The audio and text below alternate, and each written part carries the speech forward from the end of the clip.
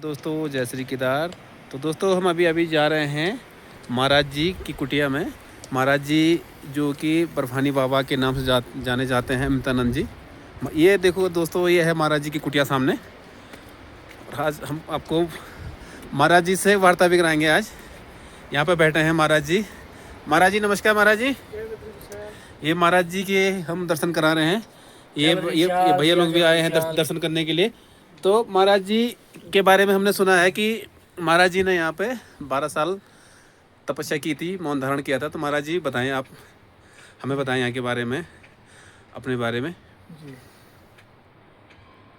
मैं बर्फानी बाबा अमृतानंद विगत 22 वर्षों से बद्रीनाथ धाम में निवास कर रहे हैं।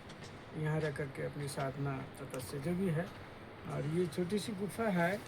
इसी गुफा में हम पहले 12 साल रहे। बर्फ़ों में भी यहीं 12 महीने 12 साल रहे बर्फ़ों में। परमिशन ले करके पूरी व्यवस्था के साथ यहाँ रह करके साधना रत रहे हैं। और रहते हुए 22 साल हो गए हैं।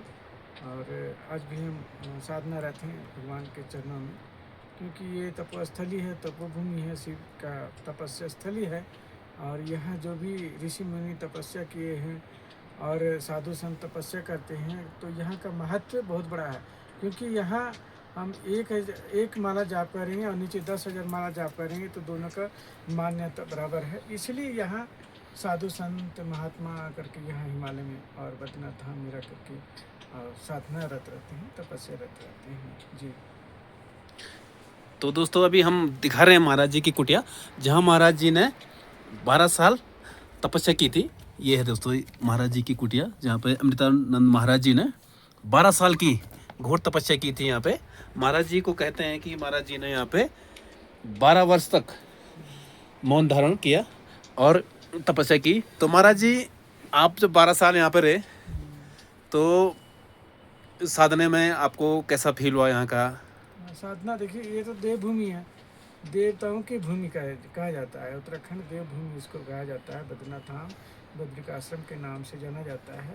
तो जैसे से शीतकाल में बंद रहते हैं 6 महीना भगवान का कपाट, और नारद जी से पूजा किया जाता है। देवी देवता यक्ष किन्नर लोग उस समय सेवा में भगवान बद्री विशाल जी की पूजा में रहते हैं।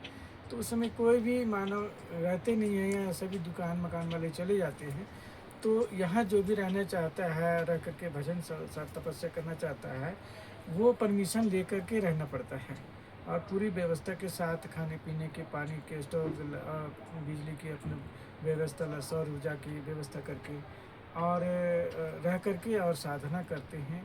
तो उस समय एक चिड़िया भी नहीं रहती है, तो चारों तरफ बर्फ़ ही बर्फ़ हो जाता है। जैसे एक समुद्र में जैसा शेषनाग पे भगवान बद्री विशाल जी विष्णु जी शयन करते हैं शेषनाग पे, उसी तरह से लगता है कि भगवान यहाँ बर्फ में शयन किए हुए हैं और साधना तपस्या में लीन है मतलब। और चारों तरफ सुनसान, सिर्फ एक अलकनंदा का ही आवाज़ आती है।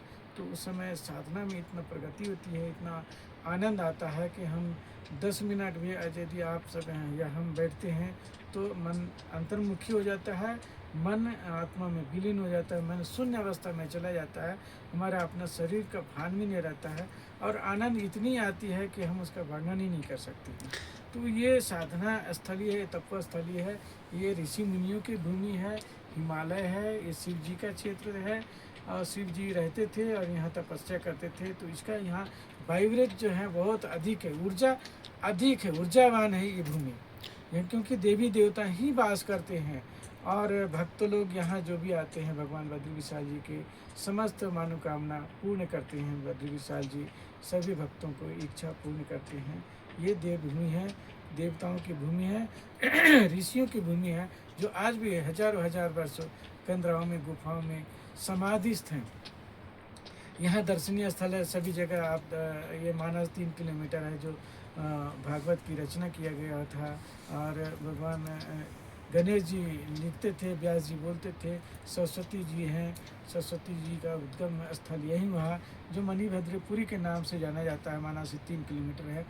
और ये सब दर्शनीय स्थल है। वसुधारा है, अष्ट वसु ने तपस्या की थी। जब नारद जी यहाँ देव ऋषि नारद जी बड़ाई किए बद्रिका आश्रम की महिमा के बारे में बताए सभी को, तो उन्होंने अष्ट वसु ने यहाँ आकर के तपस्या करने लगे।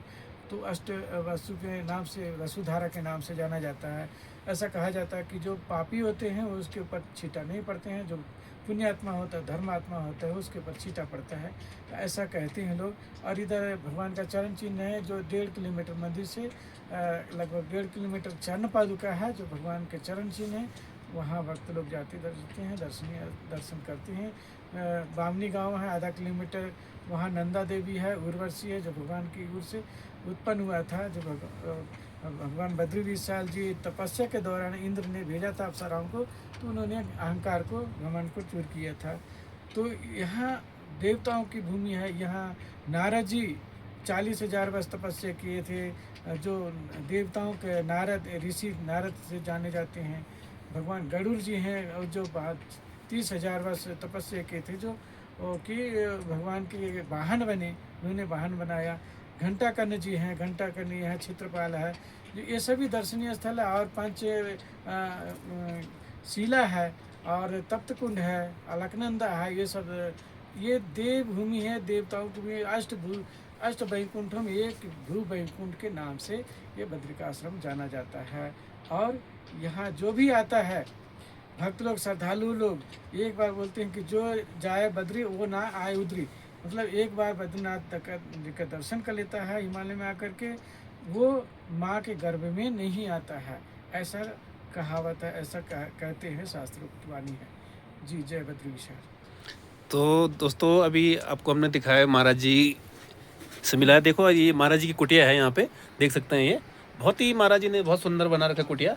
और दोस्तों जहाँ महाराज जी की कुटिया है यहाँ से मैं आपको सीधे दर्शन कराऊंगा सीधे बद्रीनाथ धाम के। देखो सामने ये सामने बहुत सारा सुंदर, बहुत सुंदर सब व्यू है, बहुत सारा सुंदर व्यू है। देख लो ये सामने, देखो ये बद्री नारायण जी का मंदिर है दोस्तों। ये सामने देख लो, जहाँ पे हमारे मौनी बाबा जी का आश्रम है, यहाँ से पूरे बद्री विशाल जी के ऐसा सुंदर दर्शन होते हैं। देखो ये। और दोस्तों अभी महाराज